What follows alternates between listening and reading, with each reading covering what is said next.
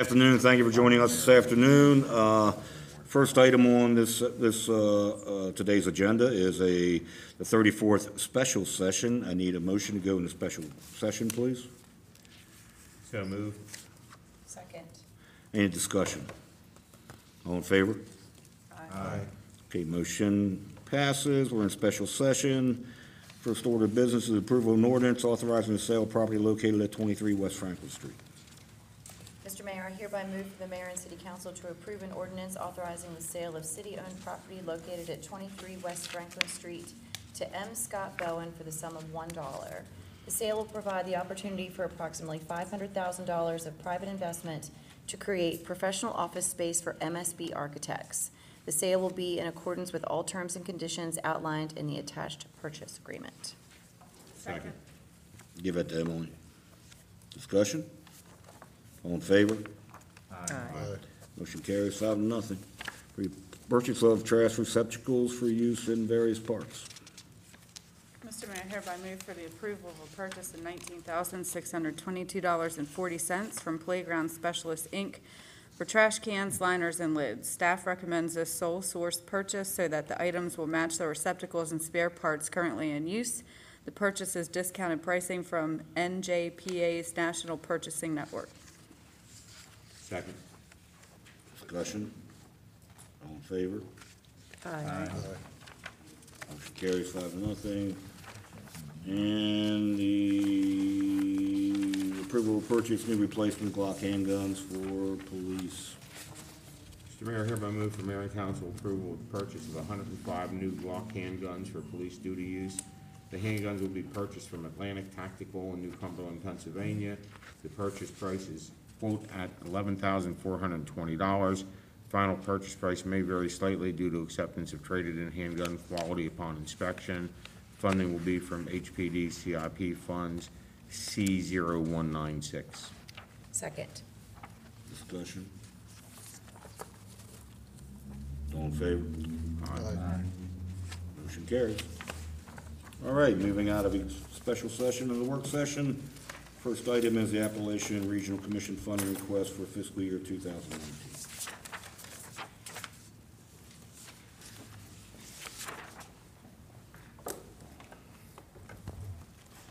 Good afternoon. I'm here to present to you our Appalachian Regional Commission funding request for fiscal year 2019. So first, just a little background on kind of the process. The Tri-County Council of Western Maryland is seeking local project funding requests to the Appalachian Regional Commission for fiscal year 2019. And the deadline for submittal of project descriptions to Washington County is April 5th. And from there, the county commissioners will prioritize their requests and send it along with their recommendation to the Tri-County Council for review and action. And then this year, the matching requirement is up to 50%, and federal funds cannot be used to match the ARC request, and the maximum funding amount per request is $500,000. And then finally, the projects must meet one or more ARC program goals and state objectives. So that being said, staff recommends that the city rank and submit the following projects for consideration for ARC funding in FY 2019. The first is professional court widening to accommodate traffic from the county's planned new 4-lane bridge and arterial road on the east side of Antietam Creek. The total cost of that project is around $2.5 million, and we are asking for the maximum from ARC funding, which is $500,000. And the local match would be $2 million. The second project is the Life Safety Code Upgrades Fund to incentivize private investment by funding infrastructure upgrades to support fire protection systems for 8 to 10 downtown buildings. And then there's actually a change where the total cost of the project is $500,000. On the memo it says $400,000. And so the ARC request will be $250,000, and the local match will be $250,000 as well. And then I just wanted to mention the consistency of these projects with the ARC program goals and objectives. First, the professional court widening project supports the goals to invest in critical infrastructure, especially transportation, and to develop a balanced transportation system that supports economic growth and investment potential in the region. And the Life Safety Codes Upgrade Fund supports the goals of carrying on a comprehensive economic development planning effort for the region in order to enhance economic growth. And it simulates development of the central business district by providing the necessary infrastructure for reuse or redirecting the use of downtown areas. So we're just seeking a review of and recommendations for these projects to submit to the county for consideration. And that deadline, again, is April 5th. And the local match for the code upgrades, it would be from the private developer, not suggesting city funds.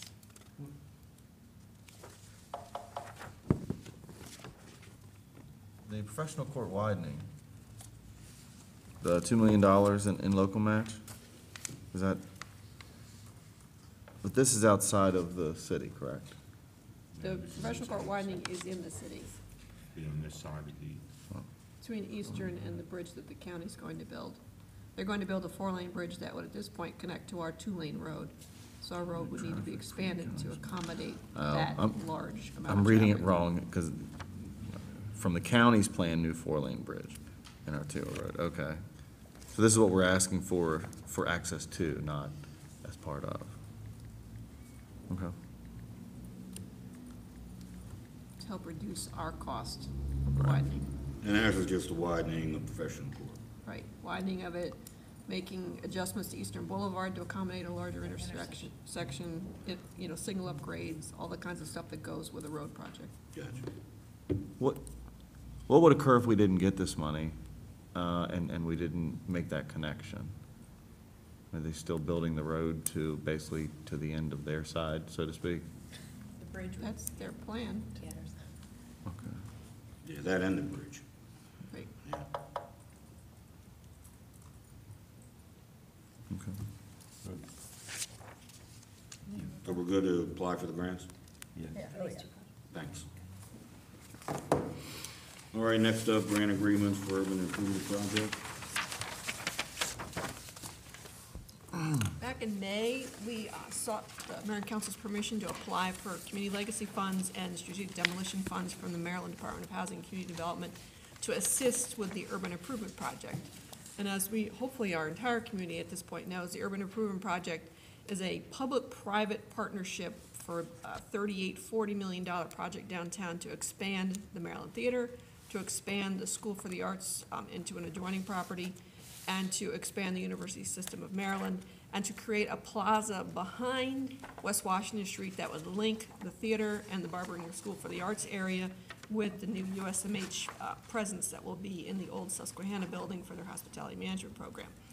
We applied for funds to both programs. We were awarded funds through the Strategic Demolition Fund program, which is a program that funds pre-construction activity, demolition, acquisition, architectural services, all that kind of stuff. So we were awarded $300,000 for the theater, $300,000 for the Board of Education, $300,000 for the plaza. We've received the grant agreements from the state, and so we need authorization from the Mayor and Council to proceed with those grant agreements and for the mayor to be able to sign those agreements. And then additionally, the county was awarded $200,000 of legislative bond bill funds that would to assist the plaza project. So that would be funds that would go to the county and then pass back to the city to assist with the plaza. So we've got subrecipient agreements from the county for those two bills that were put in by Senator Serafini and Delegate Wilson last year. And so we need authorization to proceed with signing of those agreements as well. And I had a meeting this afternoon with the city attorney because he had some questions about exhibits that are attached to the grant agreements that go with the $300,000 grants. And there did seem to be some issues with two of the exhibits, and so I've forwarded on our comments to the state. So what we're looking for here is authorization to proceed, but we wouldn't have the mayor sign any of those SDF grant agreements until those exhibits are corrected and the city attorney is comfortable with what they say. They had kind of monkeyed around with the budget we submitted, so it wasn't quite matching up and some of the other language. And we want to make sure that they understand for the grants we're passing through, where they're showing the applicant's contribution, that's actually not the city's contribution, that's the Maryland Theater's contribution and the Board of Education's contribution. We just don't want any mix-ups there, where they think, oh, the city's gonna be kicking in $4 million for the Board of Ed. Yeah, we need that declaration. Yeah, details. yes. I'm good with that. I'm good. Good job, thank you. Yep.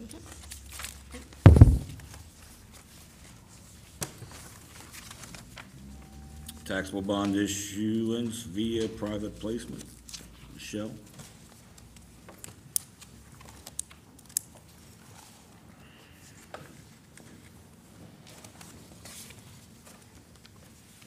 Good afternoon. Good afternoon, Michelle. So I'm here, happy to not be talking about budget yet. No, in all seriousness, the reason that I'm here today is because when we approved our fiscal year 18 budget, we had anticipated, that we would do a 2018 bond issue for a multitude of projects within the general fund, water fund, wastewater fund, and property management fund. We are currently sitting in March. Most of my fiscal year 18 is rapidly coming to a close, but we have three main areas, three projects, one of which is already pretty much substantially complete. The other two have to do with the vehicles. All of the rest that was originally approved and included in the fiscal year 18 budget are not projects that are shovel-ready. So what I'm doing today is coming to start discussions with this body to see if there's interest for myself, other staff, to work with bond counsel and our financial advisor. Be looking to do three projects.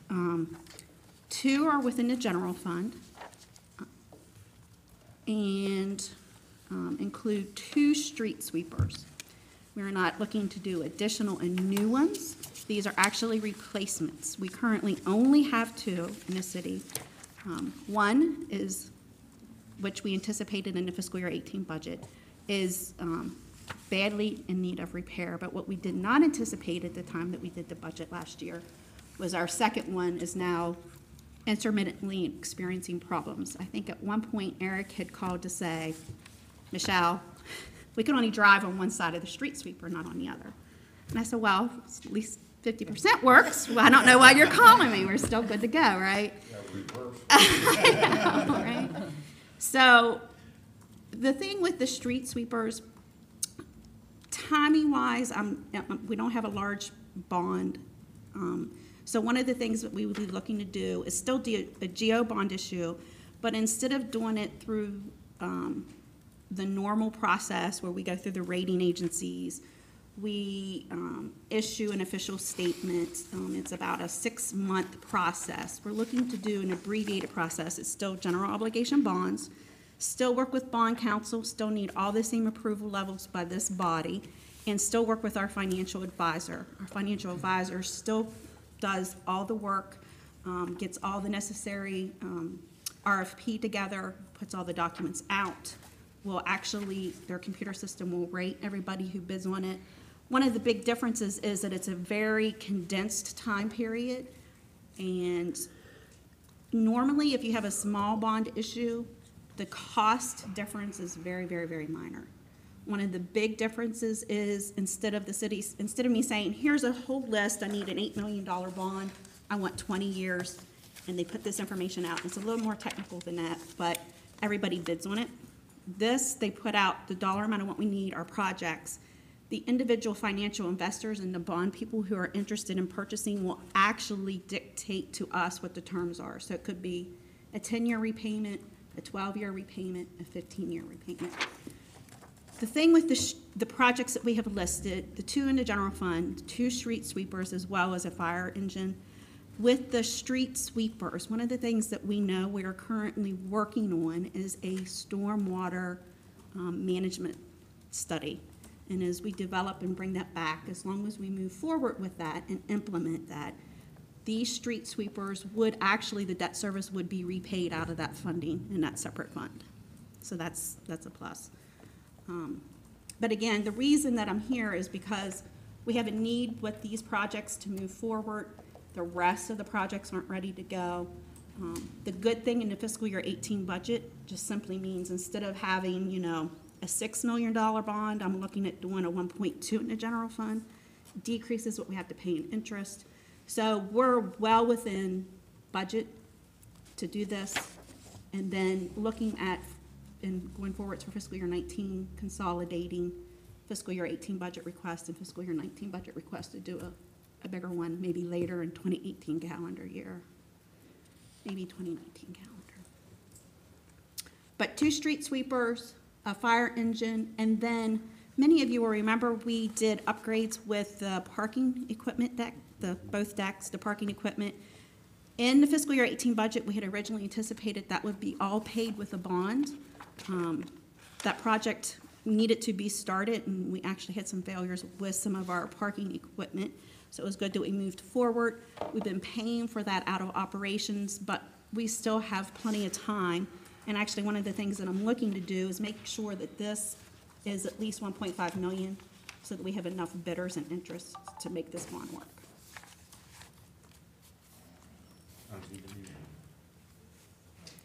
One of the things in the past that we've typically done with bonds is I do 1 or 2 meetings to talk through projects, but because we don't have that many, I can always come back again for another work session, or if this is something that council is willing to provide and give permission to move forward, I'll go ahead and start working with our bond counsel. The actual items that would still remain and come back for vote at this body is the introduction of an ordinance, the adoption of an ordinance, and subsequently a resolution. And it would be anticipated that we could have the monies, it would be start to finish completed and the money in our account by May the 1st, if we moved forward and got it approved the regular session in March. Question. Sure. That's probably a question for you. So we have 2 street sweepers. It sounds like one is down, and it sounds like one is in need of attention or beyond the ability of attention. And this is something I'm not real familiar with. How often are they used, and is there the ability to contract something like that out, or are there not entities that do this? Sure. We have 2 street sweepers currently. The one is about 11 years old, and the other one's about 13 years old. They're both on the street currently, but over their lifespan, we've spent, if I remember correctly, out of their vehicle replacement forms, I think somewhere around $150,000 in repairs over the lifespan of the one, and probably $165,000 on the other. So they're very expensive to operate. They have 2 engines, one that runs the truck around, and the other one that runs, an engine actually runs the sweeping equipment. So that's why they're very heavy maintenance laden type of equipment. We try to run them 5 days a week. Both sweepers run continually. That's why we have the posted streets downtown. The only time we don't run them is when we have inclement weather, when it's either too cold, too snowy, too icy, that sort of thing. So other than that, they're running pretty much 5 days a week.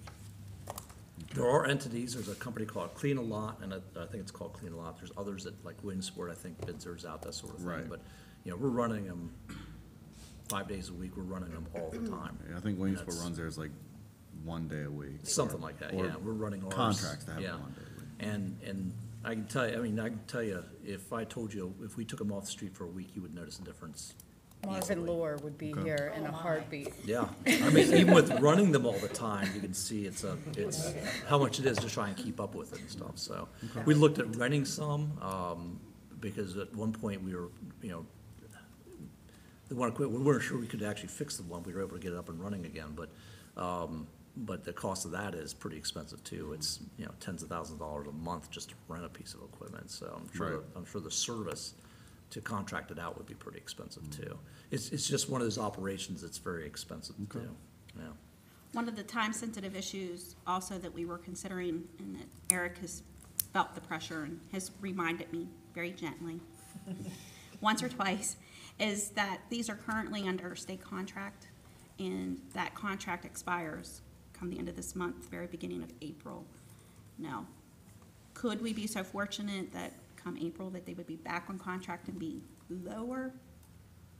Probably not. Maybe. Because the state bids them But- out, yeah, the state bids them out But- to a certain point, so they probably wouldn't rebid them again until the fall or something like that. The chassis of the main sweeper unit can be built probably within 60 days. The truck is where it's always time-consuming to get the truck. It still could be four to 6 months to get the truck. Okay. But yeah, and I can tell you with the stormwater management programs coming, even without that, they're gonna be even more important with it, to have these sweepers on the street and keep them operational. In fact, I know the county, Jim Sterling at the county has actually contacted us several times asking about cost and maintenance and that sort of thing. The county doesn't own a sweeper. Right. If they need places swept, they contract it out. I've seen the state use it on some of their state roads, but the county doesn't have any, but they're looking at buying some, at least one, because they're gonna be in the same boat we are regarding the stormwater fees and the management of that. And they're gonna have one. So, We good? I'm good. I'm good. Thanks. Great, thank you. Good to move forward? Thank you, Michelle. Okay. So you'll see the introduction of that ordinance on a special session on the 21st. 20th, yeah. Sorry, 20th of yes, this and month, then at the adoption at the end of the month. Okay. Thank you. Thank you. Thank you. Indoor sports complex, Rodney?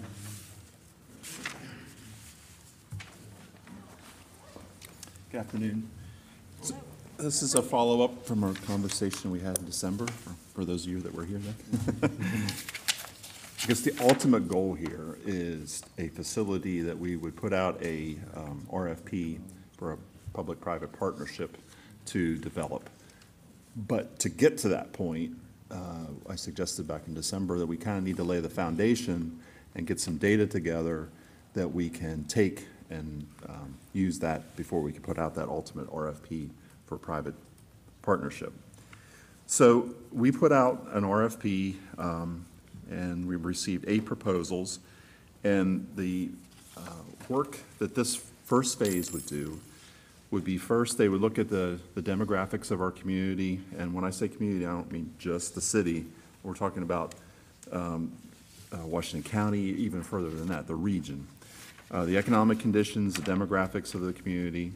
They'd inventory the local sports programs and facilities that are happening here. They look at comparable facilities that are in the general region. A very, very important piece is then community engagement, where they would interview key stakeholders in the youth sports community, find out what potential demand there is there, and then really try to focus in on this potential demand. Estimate what the programs could be in the future, what we're missing out on, what activities are taking place in other communities or leaving here to occur because we don't have the facility in place. And then they would, at the end of all that, they would also make a recommendation to us on what this facility would include. Would it be 2 turf fields? Would it be courts? What would it be, based on their analysis? They would come back and report back to you probably in June, maybe July, something like that. And they'd tell us whether or not it's feasible or not. I think most of the proposals we got said they've done these. A lot of times they're very feasible, sometimes they're not. So I think they would be straightforward with us on that. It does not include a site at this point. At this point, it's just laying the groundwork again to see if the demand and the need is there. The site would come in later in future phases. So if you want to proceed, we put together a committee to review the proposals that we received. We received 8. These are nationally known companies. It's not a kind of a company that you can just go out here on Franklin Street and find a business. These are in major cities across the United States. So the one that we're recommending is Victus, which is from Park City, Utah. Their cost proposal is $30,000. Michelle and I have worked together to get that in the budget. If you want to proceed, the funds are there for this first phase. And like I said, we would get them started, and they'd probably be back here in July. So that's the proposal, and I guess it's really, if you have any questions. Is Victus or any of these others dual-purpose entities? In other words, are they consultants and constructors and/or operators of these types of facilities? Not that I know of, but a lot of them in their proposals talked about that they have partner groups that they work with to do the actual development. But this company itself, I think, is more just doing the feasibility analysis. I just would like to try to avoid an entity that you know, is working under that premise that step 2 is already going to happen, and they've lined up some partner, you know, to slide into step 3. Right. I don't think that's the case with Victus. Okay. And But I think they know the people that do that kind of work, which will be Right. helpful down the road if we get to that point. And as part of their recommendation is going to be the nature of the public-private partnership, how to structure that? It will be. They will look at the different demands, and from that, what kind of, how feasible is the facility, and would, what could we expect a private entity to be willing to do based on the feasibility that they put together. So they've said in some places, the community has provided the land and the private sector's built it. That's kind of unusual, but that has happened. More often than not, it's kind of a combination of public-private partnership to make the thing, not only to build it, but to also to operate it. Operate too. Yeah. Obviously, we've talked about this a couple of times now. Have you received any, I guess, have you received any, what I would call local feedback, on the issue? Other than, the consultants here contacting you? Because, up here it says, an analysis, and I realize it's phase 2, but analysis and assessment of construction on an existing city property. So phase 1 won't include any parameters of an analysis of feasibility associated with property. Correct. Looks like phase 2 is the site. Phase 2 would be, if we have a site we want them to specifically look at, that would be part of phase 2. At this point, it's just basically finding the demand. What's out there, what uses are out there, and what growth potential is out there.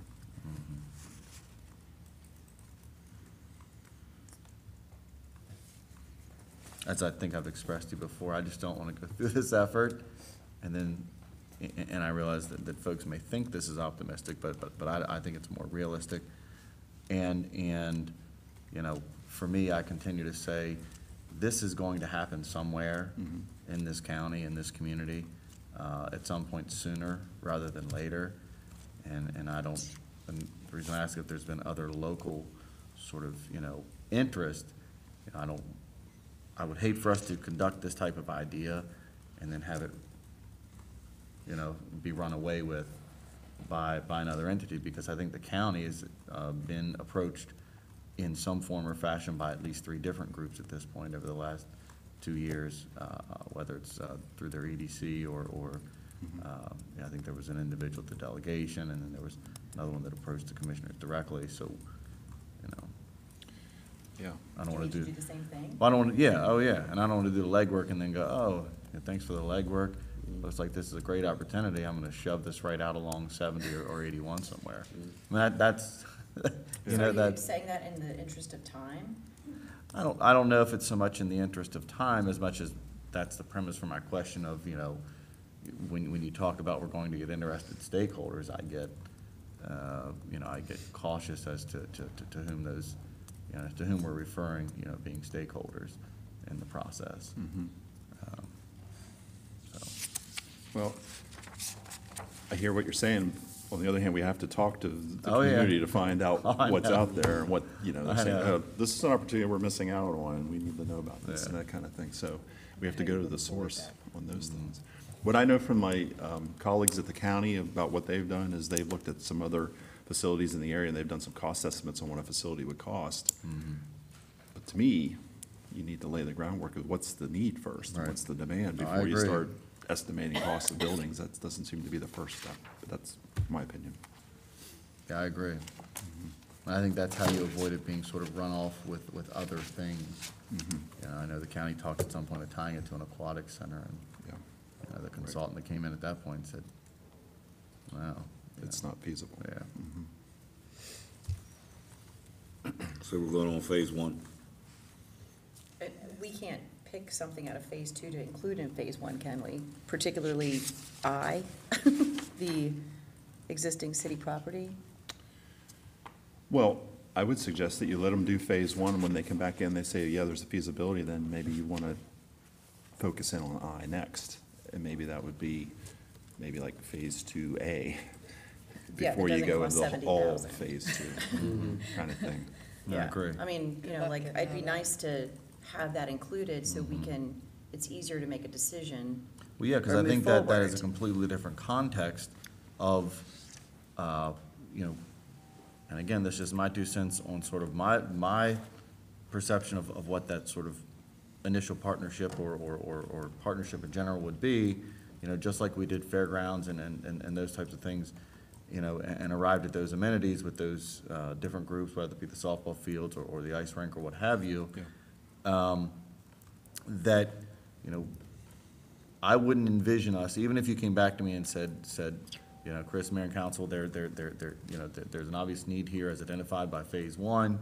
All you need to do is go out and, you know, and spend the $5 million to buy the property to make it happen.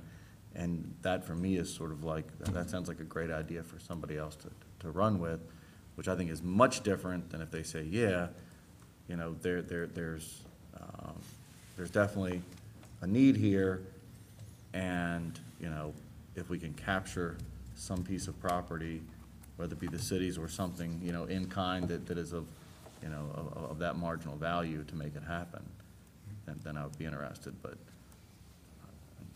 I don't have interest in that level of public-private partnership being that we go out and secure an expensive piece of property, or that we end up being the owners and purveyors of it. I just don't. Okay, so we're good on phase one. I think if we don't do phase one, we never know. We'll never get to phase 1A. Okay, Okay, I'll put it on the next voting session. sounds good. Okay. City administrator's comment. Nothing additional. All right. We'll start with Mr. Heffernan tonight. Any comments? Nothing tonight. Lou? Mr. Mayor, I thought you did a wonderful job today, except for one thing. I thought about you this morning when you talked about going around the schools and doing the If I Were a Mayor contest. So if I were a mayor, I'd have no meeting that started at 7 a.m. I second that. I know it wasn't your choice, I think man. it's Yeah. Curly hair at 7 a.m. does not go. Yeah, Does not. I know. Well, you don't know, that's the thing. Did you curl your, never mind. Not, what? All right, your turn. Oh, so I toured the golf clubhouse today, and, very interesting. I just want everyone to be on the lookout for some exciting things that I think that, you know, we came up with some ideas, and I don't know if you guys know this, but there is a Facebook page for the golf course. So, Emily, I think that may have mentioned that maybe on their opening day, or, you know, when they have their opening ceremonies, that you would be happy to go there and do a live feed and a selfie or two. So, it's really exciting, and I don't know if any of you have been able to sit on the deck outside and look out. It's absolutely beautiful. I don't play golf, so, but it sure is a More really beautiful when it's 80 degrees. just yeah, so it you was know. so yucky outside today, but anyway, I think that, you know, whether we're gonna make up the deficit, but we can maybe make it a little bit less if we give it some love, so thought it was, interesting, so be on the lookout for, you know, some positive changes. Thanks, and good job today, everybody. Yeah. Kristen? I think to touch on that, you know, one of the things that I tried to convey today, and I just wanted to run through it briefly here, was, you know, we had a lot of questions from folks this morning of, you know, why doesn't the city do this as it applies to economic development? Why doesn't it fund that as it applies to some quasi, you know, public service? And, you know, and what are we doing to stabilize, you know, I think that's probably the best word, you know, the community as a whole. And, you know, one of the things that I brought up was exactly how I believe we need to continue to talk about our taxes, and certainly as we get into budget season. And, you know, one of the things that I had thought about, and I know Emily had touched on this and some others, you know, are these examples that folks use very often, like the pod. You know, the city should be spending, you know, no money on those types of cultural amenities and, all of its money on public safety. And, when you break down the numbers and in general terms, the average penny that a person pays on the tax rate is about $12. I think that's about what it comes to. And so, the average cost per person on the pod was about 80 cents. That was the cost.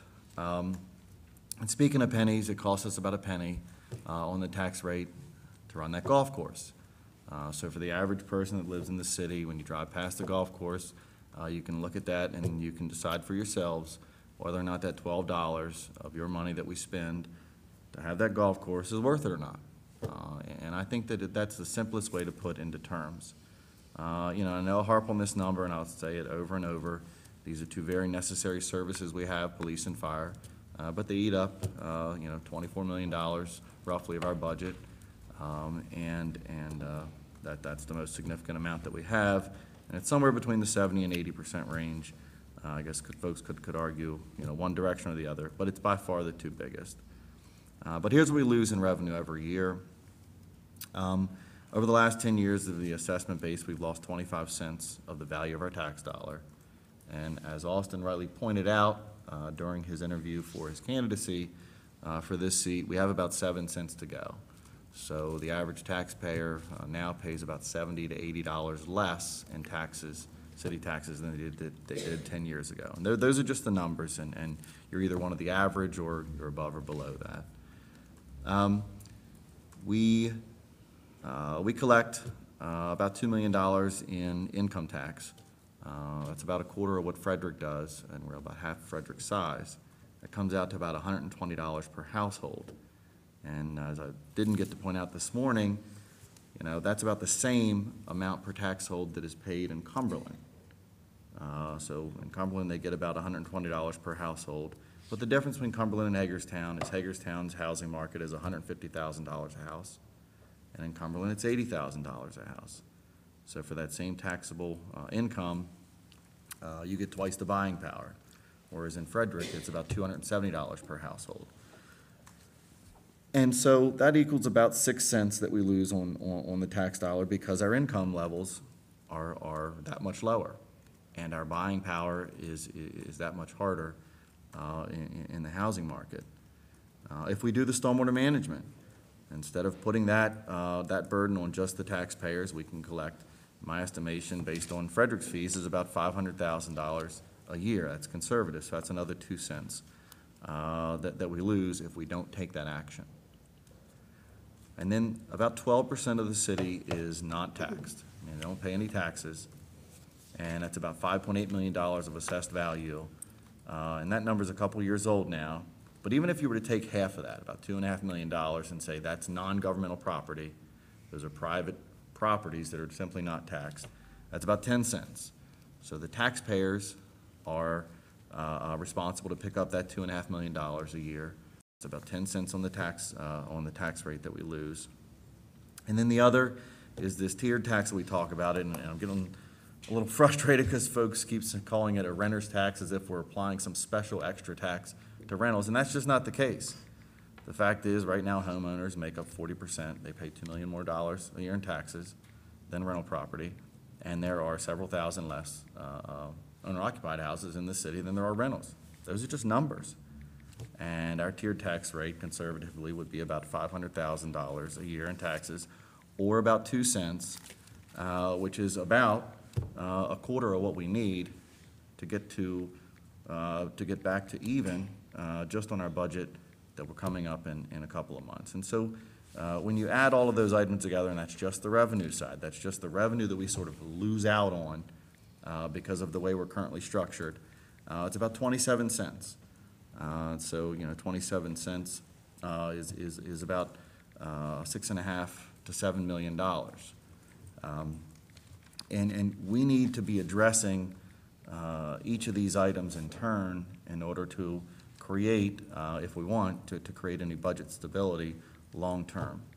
And those are just simply the numbers, and that's what I was trying to explain this morning, and it was a little too early to get it out that succinctly. That it? I think one of the suggestions you made earlier about some graphics to help communicate this to the public would be very helpful, because, you know, as you rattle off the figures and everything else, it's kind of hard for people to visualize what that means. Yeah, I mean, I think folks need to see sort of, you're taking $1 of taxes from me, you know, what are you What are you really doing doing with with it? that money? And I think when you start to talk about it in those terms, you know, $12 out of my pocket for the golf course, and maybe people disagree on this, doesn't sound bad, you know, when you're taking roughly, you know, $800 or Yeah, more 25 cents a for week. public, yeah.